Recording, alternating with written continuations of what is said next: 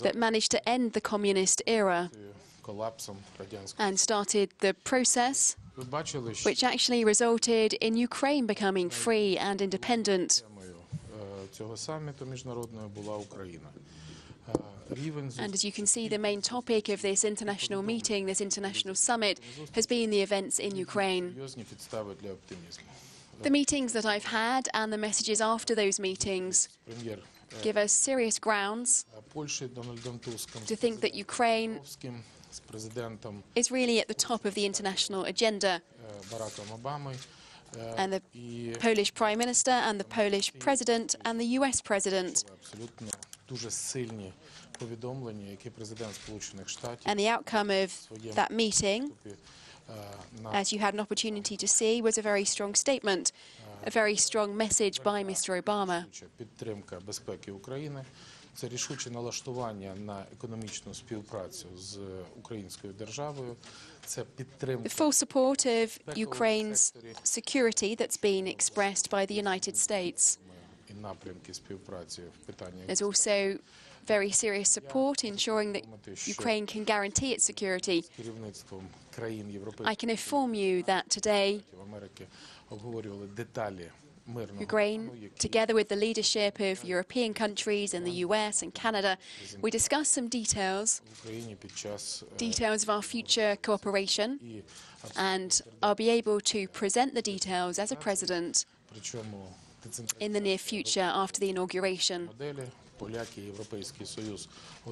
I'll offer my proposals and my ideas as to how to develop Ukraine in the future and how to decentralize power in Ukraine, and how to ensure that people in the regions can take a more active part in governing their territories, including the areas of Donetsk and Luhansk, where the unrest is now taking place.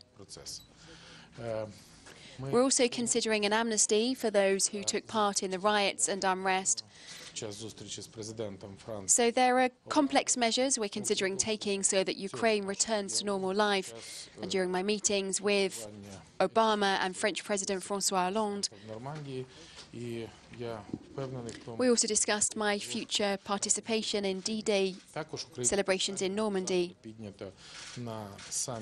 And I think our conversations in the forthcoming days will be very productive. The Ukrainian problems are also being discussed by the G7 leaders who are meeting in Belgium, and all of them expressed their full support to Ukraine. I had very productive discussions as well with the President of Germany, the President of Austria, and the President of Slovakia and of Finland, and the Speaker of the Polish Parliament. So I've had a lot of meetings, and we actually outlined the main topics of our future cooperation.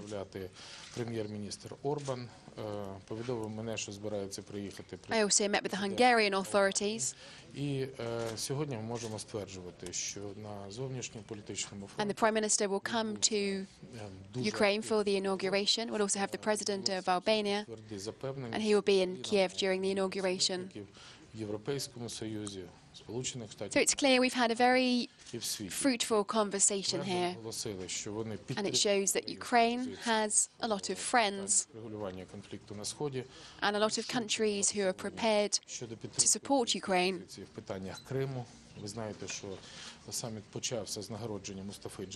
And all of them, of course, are quite clear in their attitude towards the annexation of Crimea. They support the Ukrainian claim that Crimea was annexed illegally by Russia.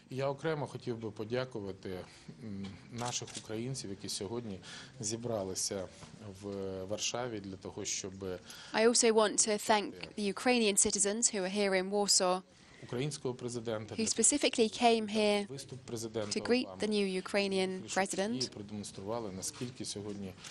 and to greet the statements by US President Barack Obama. And again, I want to underline that the stabilization in Ukraine is at the top of the international agenda. Now some questions. So he's being asked, we have a lot of news from the rest of areas in Ukraine, in Donetsk and Luhansk areas. There are a lot of wounded people, injured soldiers. На жаль, ви це почуєте після інаугурації. Я не буду зараз. So after your inauguration, could you give us some details about how you will ensure this operation goes smoothly? Держав Євросоюзу. And he's answering, Остаточне unfortunately, I won't be able to go into detail right now. You'll hear all my proposals immediately after the inauguration on the 7th of June. From the Netherlands, Telegraaf.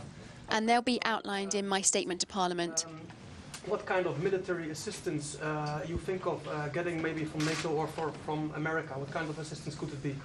So he was asked what kind of military assistance would he expect from NATO and United States. Form of assistance, and that would be the armed jacket, the helmet, the night vision and teplовизор, the special type of the equipment for the communication, long list of things which would be equipped by Ukrainian army to rise up the efficiency. That would be so not army but police and law enforcement agency.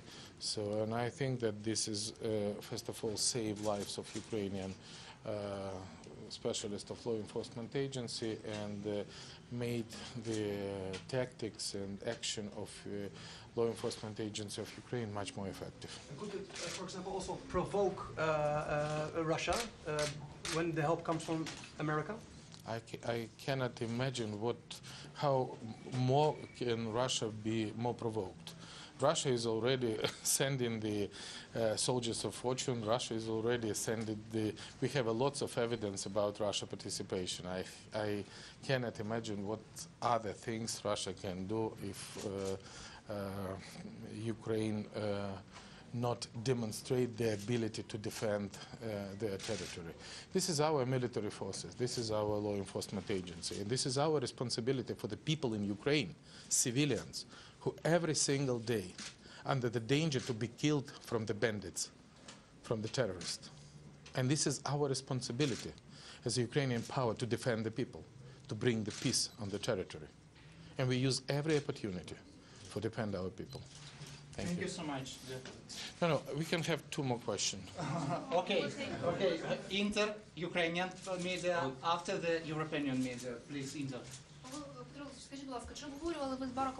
It's Ukrainian TV channel posing a question now. Did you discuss with Barack Obama if you meet President Putin in Normandy? Did you discuss how you will greet him? Will you shake hands with him?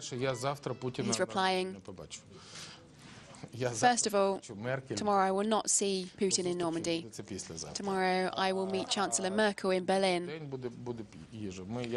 I'll be in Normandy the day after tomorrow. And I don't really want to speculate. We'll see what happens. There are a number of meetings planned with foreign leaders, European leaders, and then we'll be able to discuss our further mutual actions. And as to how I'm preparing for the inauguration. So I have to admit, in those almost 60 hours that are left until my inauguration, I will spend probably around 18 of those in Ukraine because I'm traveling so much. So I don't think we need to organize some grand ceremony, because the country's in trouble now, and it wouldn't be right for me to organize something grandiose. And I want to reiterate that we're not planning any meeting with President Putin. I can't exclude the possibility of meeting Mr. Putin one way or another, but we're not planning any definitive meeting. Could be a member of Ukrainian government appeared in the web page of right sector. Are you going to cooperate? So that's Ukraine's President-elect Petro Poroshenko, who's been speaking in Warsaw. He talked about plans to decentralize power once he was inaugurated as president. He also talked about a possible amnesty for people who took part in the riots and said that he would be attending D-Day ceremonies in Normandy. He said that he'd be laying out his clear proposals for the future of the country after his inauguration on June the 7th. He's in Warsaw to mark the 25 years since the fall of communism, and earlier today met with US President Barack Obama.